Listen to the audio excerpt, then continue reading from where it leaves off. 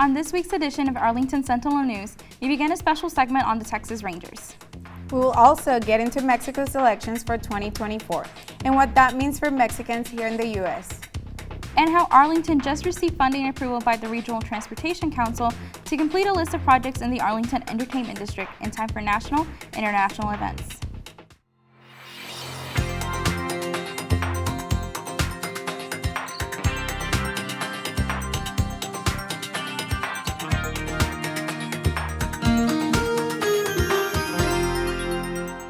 Welcome to Arlington Sentinel News. I'm Carla Flores. And I'm Amy Hernandez. Thank you for joining us. The Texas Rangers made history when they won the World Series title for the first time in their franchise history. To celebrate, the city of Arlington threw a parade in their honor. Our reporter Alejandro Contreras has the story. I just got one thing to say, everybody was wondering what would happen if the Rangers didn't win the World Series. I guess we'll never know. The Texas Rangers had their parade November 3rd, and Arlington Sentinel News had the opportunity to cover this long-awaited event. For us to come back home and see everybody who's been supporting us would be very special. I've only been here since we won for a couple hours, and I've seen a lot of shirts, and you can tell people are really happy. Rangers fans have been dedicated and loyal for so long, and that didn't change even for the parade. I remember exactly where I was. I was 9 when they lost in 2011. David Freese, you can't hurt me anymore. We did it! Yeah! Great moment in history, man. It's going into history books, baby. This is it right here. First win, first series, baby. Let's go. I'm so excited. I've been here since 4 in the morning to get this ball right here. When the Rangers lost, I tried in 2023. When they won, go Rangers! Everything, the world. It's the World Series, and it means the world to me. We did it. We finally did it. 2023 World Series champs. Let's go Rangers, baby! There was an estimated 500,000 to 700,000 fans gathered in Arlington Entertainment District to celebrate the Rangers' first World Series. Well, fellas, we did something special here together. Thank you. After 5 stadiums, 24 managers, and 10,000 games, the Texas Rangers are now World Series champions of 2023. Say thank you to all the fans for showing up. Continue to bring that energy. This is the standard now. Alejandro Contreras, Arlington Sentinel News. That was a historic parade. We hope the Rangers are able to win again. Who knows, maybe we will be back at the stadium celebrating next year. To cap off the day festivities, fans were treated to a final send-off celebration for the team. Ranger fans, our lives are now complete. After 51 long years, the Texas Rangers finally brought the World Series championship trophy home.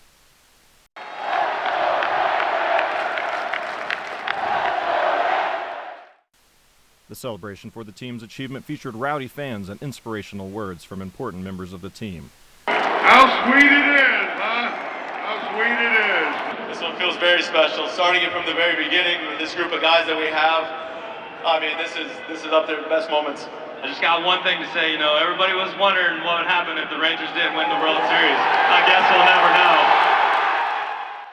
The mayor of Arlington, Jim Ross, spoke about what the win means for the city. And once and for all, this team proved what Arlington knows to be true, and that's we're better together. The team hopes to defend its title when the new season kicks off in April of next year.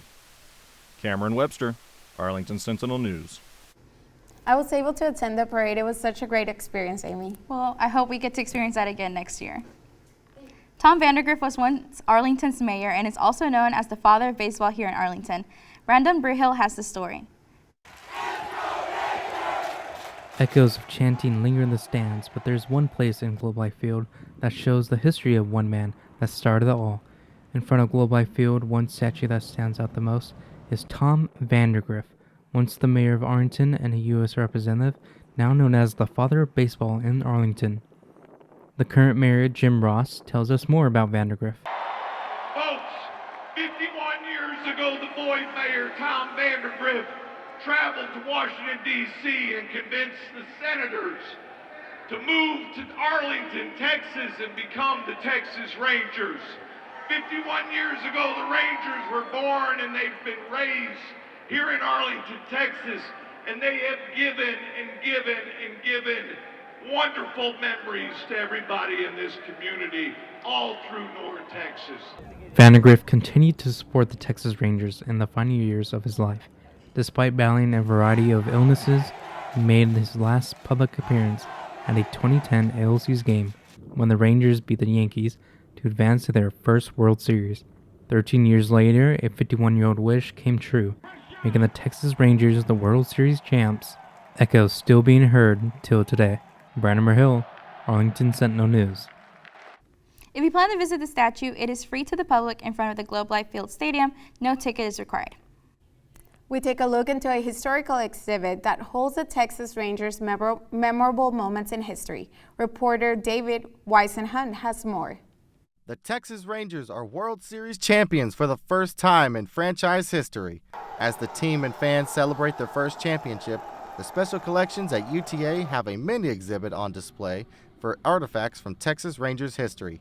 Public Services Archivist Evan Spencer put together the display last week when the Rangers clinched their spot in the World Series. We kind of talked about it in our department and decided that we should see if we had enough Rangers material to put together a display for the World Series. Even in a small display case, the exhibit contains a variety of things, ranging from program guides of seasons past to old photos of memorable moments and legendary players like Nolan Ryan.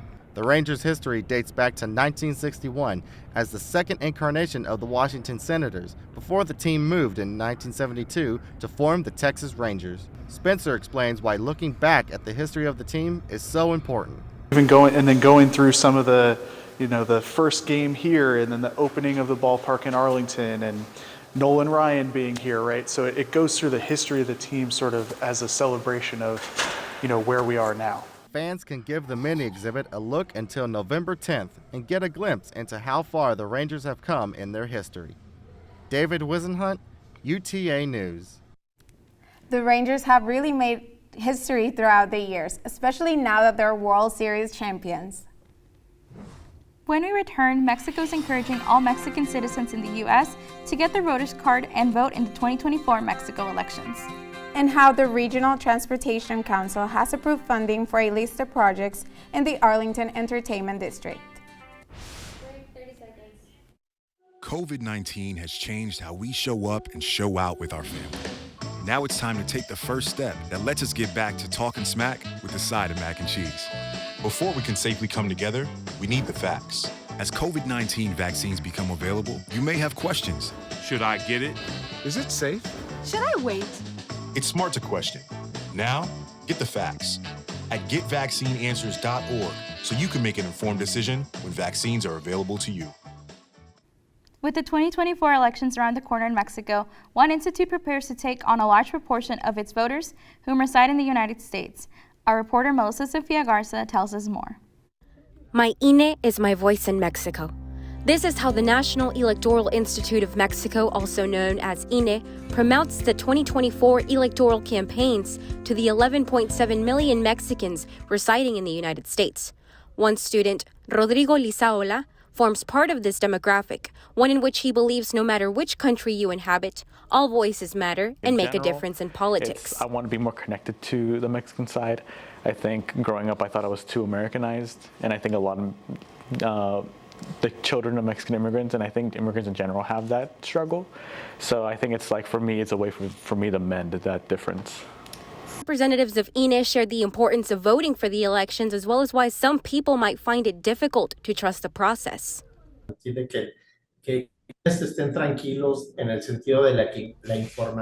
calm in the sense of information you provide.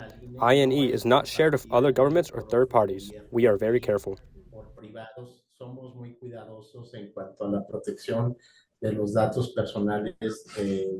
The window to register and process a Mexican voting card started October 20th of 2023 and ends February 20th of 2024. One major step towards creating a difference in Mexico's politics. But my argument is that we're not two communities. We are one community, a binational community with a binational identity, with opportunities to participate in transnational politics, transnational political behavior, and civic participation. And that's not something that every country has, not every diaspora has that opportunity. Although it is against the law for Mexico's candidates to promote their campaigns in the United States, Lisaola feels that staying informed should not be an obstacle. Well, I have my American citizenship, but I want to have my own Mexican citizenship, and I want to do the things where I can maybe live in Mexico, I can own property, I can have my own full Arlington Sentinel News, Melissa Sofia Garza.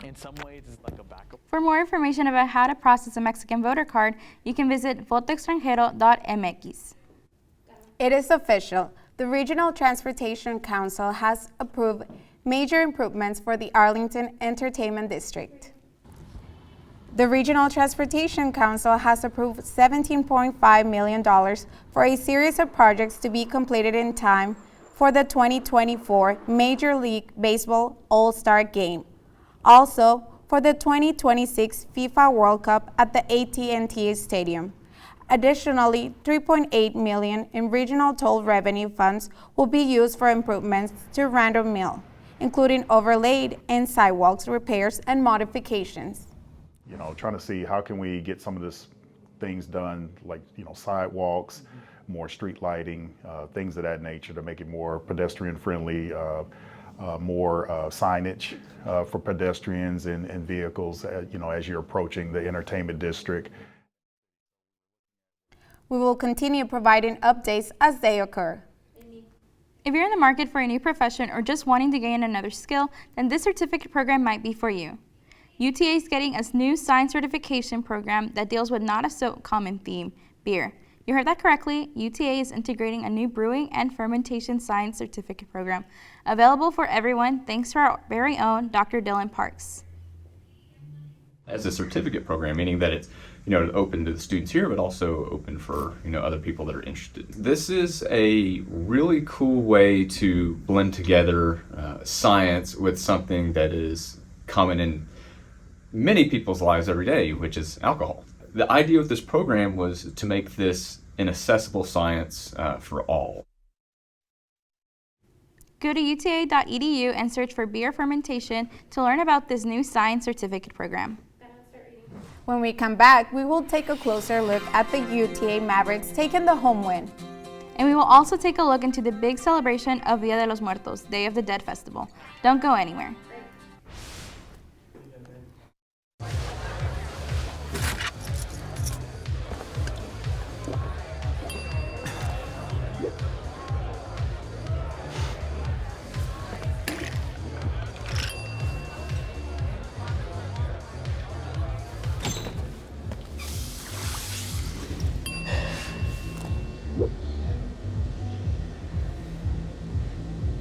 If you need to do something to feel okay to drive, you're not okay to drive. Don't drive buzzed. UTA is having their annual homecoming week. The university kicks it off with their huge game. The Mavs defeated ORU with the scores of 71-75 on homecoming week and their first home game opener. Fans showed up in their Maverick pride cheering the players on for their first game of the season.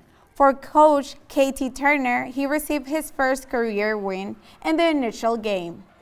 I'm very proud of these guys because they fought. We were down 11 at one point, and these guys just kept fighting, kept crawling at the game, and we got the win. I'm very proud of these guys.